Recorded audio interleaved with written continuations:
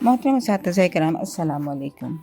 میں ہوں موسیٰ مختار، نومین پبلشرز کی جانب سے، اور آج کی اس ویڈیو میں ہم نئی کتاب شروع کریں گے جو کہ نالجبل اردو کی +5 بک ہے، یعنی یہ KG کلاسز کے لیے لکھی گئی ہے۔ اور آج ہم اس ویڈیو میں جس صفحہ نمبر پر بات کریں گے وہ ہے صفحہ نمبر 6۔ آئیے یہ دیکھیے، یہ ہے صفحہ نمبر 6۔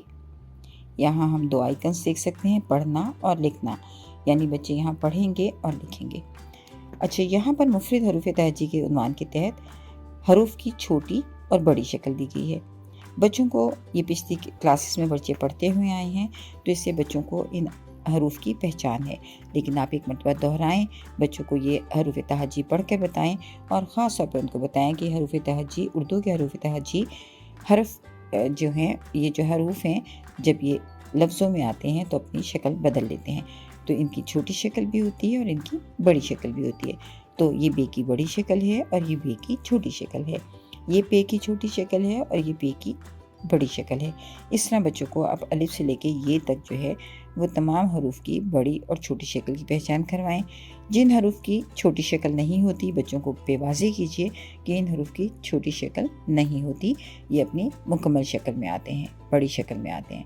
تو اس طرح آپ بچوں سے پھر لکھنے کی پریکٹس کروائیے، اور بچوں سے اس سے پہلے آپ بچوں سے بورڈ پہ لکھوا سکتے ہیں، تاکہ بچے اس کتاب پہ بہت صفائی کے ساتھ حروف تہجی کو لکھیں۔ تو کوشش کیجیے کہ بچے جو ہیں وہ حروف تہجی کو یہاں لکھتے ہوئے بہت صفائی کے ساتھ کام کریں اور ان کی کتاب جو ہے وہ نیٹ رہے۔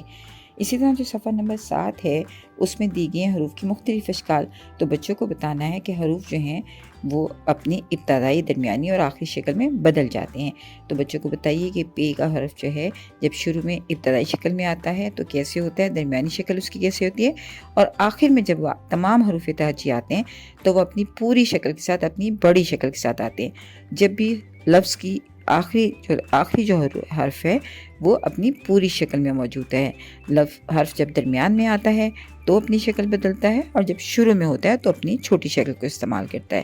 تو اس طرح بچوں پہ واضح کیجیے کہ حروف کی مختلف اشکال ہوتی ہیں، اور یہ بار بار ان کو مشق کروائیے۔ آپ مختلف لفظ لکھیے، جیسے آپ جہاز لکھیں تو جہاز میں آپ بچوں کو بتائیے کہ دیکھیے جو شروع میں جیم کی شکل ہے وہ کیسے ہے، اور اس کے بعد آپ دیکھیے باجا، تو پھر دیکھیے جیم درمیان میں آ رہا ہے تو اس کی شکل کیسے ہے، اور جب آپ لکھیں گے تاج تو جیم آخر میں آئے گا۔ تو اس طرح بچوں کو مختلف حروف کی مختلف اشکال دکھاتے ہوئے مختلف الفاظ پڑھنے کی مشق بھی کروائیں، تاکہ بچے جو ہیں وہ اپنی ریڈنگ اسکلز جو ہے، یعنی پڑھنے کی، جو اردو پڑھنے کی جو ایک مہارت ہے، اس کو زیادہ سے زیادہ حاصل کر سکیں۔ تو اس طرح صفحہ نمبر 6 اور 7 میں حروف کی مختلف اشکال کی مشق کروائی گئی ہے۔ تو اس کے لیے آپ کلاس روم بورڈ کو بھی زیادہ سے زیادہ استعمال کیجیے، اور اس کے بعد اس صفحے پر بچوں کی پہچان کروائیے۔ شکریہ۔